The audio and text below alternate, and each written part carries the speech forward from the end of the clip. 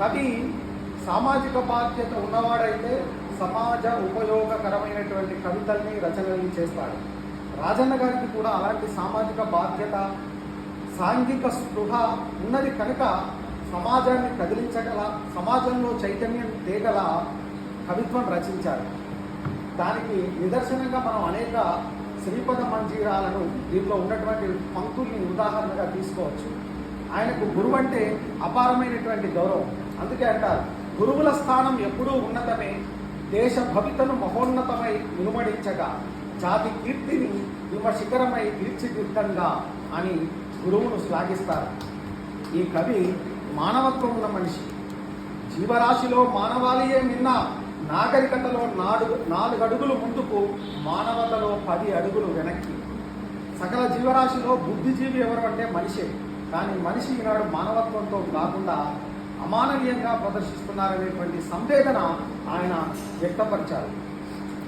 అట్లాగే ఇవాళ రాజకీయాల్లో అధికారం కోసం అడ్డు అదుపు లేకుండా ఉచిత పథకాలు ప్రకటించడం మనం చూస్తూ ఉన్నాం. ఉచిత పథకాల పేరుతో ఓట్లు దండుకోవడం మనకు కనిపిస్తుంది.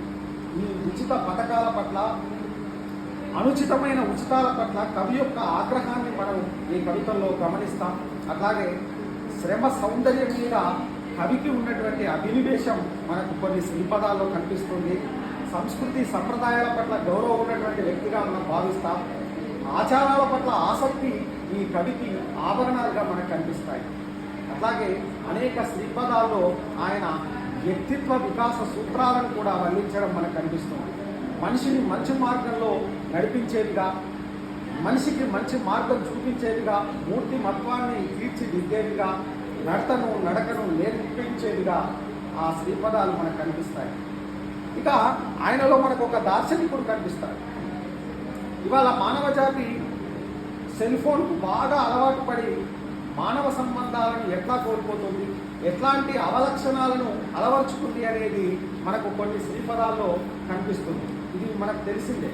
ఆయన ఏం కోరుకుంటున్నాడంటే మొబైల్ ఫోన్ లేని ఊరు కోరుకుంటున్నాడు. ఆయన నిన్ననో మొన్ననో నాకు ఒక వీడియో వచ్చింది వాట్సాప్లో. ఆంధ్రప్రదేశ్లో శ్రీకాకుళం జిల్లాలో కర్మ కర్ష ఏదో ఊరు, కర్మ అనే ఊరు. ఆ ఊరిలో మొబైల్ ఫోన్ లేదు, కరెంటు లేదు, ఆధునిక పోకడలు ఏవీ లేవు. ఆధునిక నాగరికతకు దూరంగా, ప్రకృతికి దగ్గరగా మన పూర్వీకులు జీవించినటువంటి అద్భుతమైనటువంటి జీవన శైలికి దగ్గరగా వాళ్ళు ఇప్పుడు జీవిస్తున్నారు. ఆ ఊరి గురించి నిన్న వీడియో వచ్చింది. సరిగ్గా దాంట్లో ఊహించినట్టుగా బహుశా ఈ శ్రీపదం ఆయన ఎప్పుడో రాసుంటాడు. ఆయన రాసింది ఇక్కడ కనిపిస్తుంది. అందుకనే నేను ఆయన దార్శనికుడు అంటున్నాను. ఇంకొక ఉదాహరణ కూడా చెప్తాను నేను.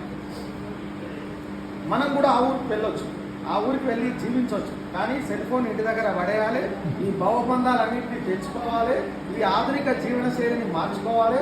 ఆధ్యాత్మిక చింతన తప్ప, ఇంకా మానవ సంబంధాలు తప్ప మనకి ఇంకే ఉండదు. అక్కడ కెమికల్ ఫుడ్ కూడా దొరకదు. మనం ఇక్కడ తినే కెమికల్ ఫుడ్ దొరకదు. అక్కడ సహజ వాతావరణంలో సొంతంగా పండించుకునే తిండి మాత్రమే దొరుకుతుంది. సో అలాంటి ఊహ కవి చేసినాడు. ఇక సెల్ ఫోన్లో ఓటు వేసే రోజు కావాలని కోరుకుంటున్నాడు రాజన్న గారు. ఇది మనం రాదని అనుకోలేదు. ఎందుకంటే ఒకప్పుడు బ్యాలెట్ పత్రంపై ఓటు వేసినాం మనం.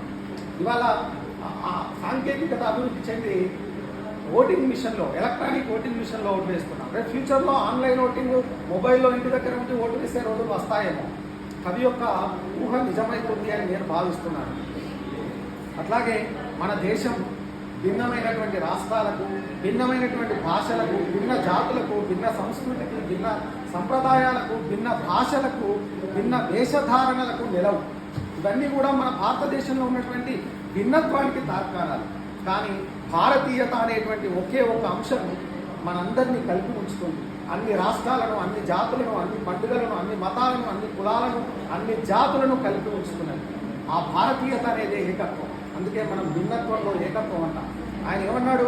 తెలుపులోని నిబిడీకృతం సప్తవర్ణం, భిన్నత్వంలో నిలిచిన ఏకత్వముల, భరత జాతిలో పరిడవిల్లుతున్న ప్రజా వెల్లువల. నీటి చుక్కలో 7 రంగులు ఉంటాయి. ఆ నీటి చుక్కపై సూర్యకిరణం పడితే తప్ప ఆ 7 రంగులు మనకు కనిపించవు. అట్లాగే ఈ భారతదేశంలో కూడా ఆ హరివిల్లులో ఉన్నట్టుగా భిన్నమైనటువంటి లక్షణాలు ఉన్నాయి. కానీ ఆ తెలుపు అనేటువంటి భారతీయత మనందరినీ ఏకం చేస్తుంది. అది భిన్నత్వంలో ఏకత్వం. ఇలా భాషా సౌందర్యంతో తాంతులీనుతున్నటువంటి ఈ శ్రీపదాల్లో అనేక చోట్ల జాతీయాలు పదబంధాలు ఔచిత్యంగా ప్రయోగించారు. అనేక చోట్ల అలంకారాలు కూడా ఉన్నాయి. నేను అండర్లైన్ చేద్దామంటే పుస్తకం ఇవ్వలేదు, ఆన్లైన్లో సాఫ్ట్ కాపీ పంపినారు, ఇంకెక్కడ అండర్లైన్ చేయను. అట్లా అలంకారాలు నేను రాయలేకపోయాను. అనేక చోట్ల అలంకారాలు ఉన్నాయి, చక్కని పదబంధాలను ప్రయోగించినారు. ఇక ఈ శ్రీపదాల ప్రక్రియ మీద కూడా ఆయన కొన్ని శ్రీపదాలు రచించి, అంటే ప్రక్రియ ఎలాంటిదో కూడా ఆయన రాసినారు. అట్లా రచించి ఈ శ్రీపదాల పట్ల ఆయనకు ఉన్నటువంటి అనురక్తిని ప్రదర్శించుకున్నారు. 1-2 చోట్ల ఆ నియమాన్ని ఉల్లంఘిస్తూ, అంటే నా 3 పదాలు ఉండాల్సిన చోట 4 పదాలు కూడా రాసినారు. కానీ ఆ 3వ పదాన్ని 4వ పదాన్ని మనకు తెలియకుండా కలిపేసినారు. కానీ అక్కడ తప్పదు, కలపక తప్పదు. ఎందుకంటే 3 పదాలు అనేది నియమం. కొన్ని చోట్ల, చాలా తక్కువ చోట్ల, కానీ చాలా చోట్ల ఆయన చాలా నేర్పరితనంతో సులభంగా చక్కగా కవిత్వం అల్లినాడు. మరి నూతన కవితా ప్రక్రియ అయినప్పటికీ కూడా ఆ భిన్నత్వాన్ని, నూతనత్వాన్ని చూపినటువంటి నగునూరి రాజన్న గారు ప్రశంసనీయులు. మరి వారికి మరొకసారి శుభాకాంక్షలు అందజేస్తూ నాకు ఈ అవకాశం ఇచ్చినటువంటి నిర్వాహకులకు ధన్యవాదాలు తెలియజేస్తున్నాను.